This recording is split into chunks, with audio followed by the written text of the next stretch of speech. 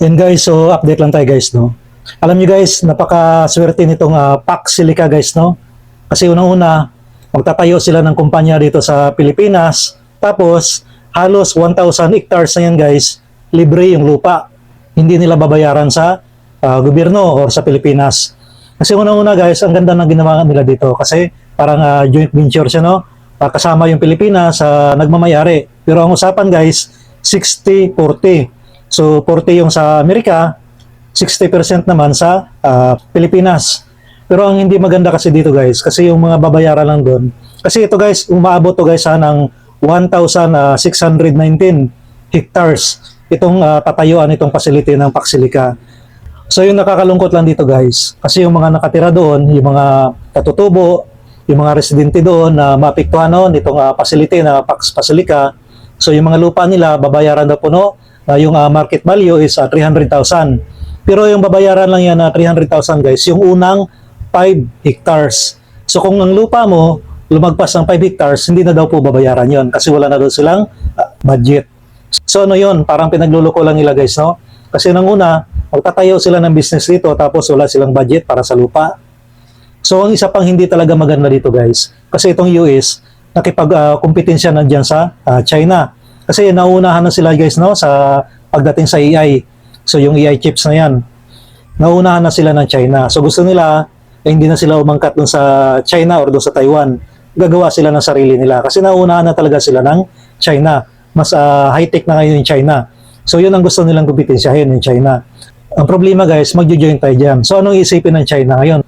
Parang sumasali din tayo dyan, di ba? Damay na naman yung Pilipinas. So hindi naman tayo tutol guys, no, sa ikabubuti o ikaunlad ng Pilipinas, at lalong-lalo na kung magkakaroon ito ng income at magpapasok ito ng maraming trabaho sa atin. Pero yun nga guys, sa una lang yan, no, magpapasok na maraming trabaho. Pero paano naman yan next year, di ba? Sa sunod na mga taon.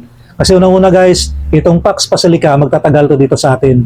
Kasi mayroong usapan kasi dyan guys, na yung mga foreign country, pwede sila mamuhunan dito sa Pilipinas ng hanggang 99 years. So biruin mo yan guys, hindi na lang dinagdagan na isang taon para 100 years.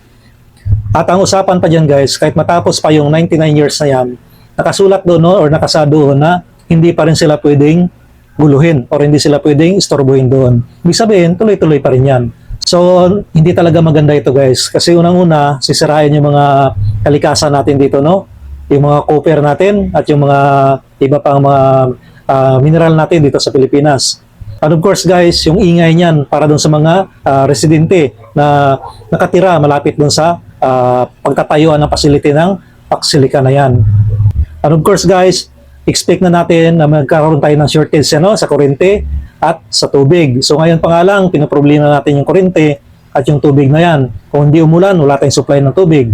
At unang-una guys, hindi pwede dyan ang tubig dagat guys, dapat yung natural na tubig. So, yun ang isa sa mga dahilan guys, no? Kaya marami din yung tutol dyan. Kung doon nga mismo guys, sa bansa nila, no? Ayaw nila yan, tutol sila dyan. Tayo pa, papasukin natin dito yan.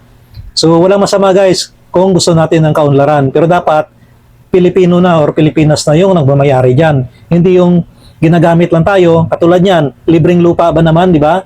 Libre na yung lupa nila, yung halos 1,000 hectares na yan. So, yun ang diskarte nila guys, no? Para hindi na nila babayaran yung lupa natin. So, unang-unang apektado dito guys, yung mga nakatira malapit doon. And of course, unti-unti dyan hanggang umabot sa ibang lugar. So, sana guys, pag-isipan ito ng mabuti, no, ng Philippine government bago ito, aprobahan na matayo. Kasi pag natayo na yun guys, pag na-approve na yan, tuloy-tuloy na yan. Wala na tayong magagawa.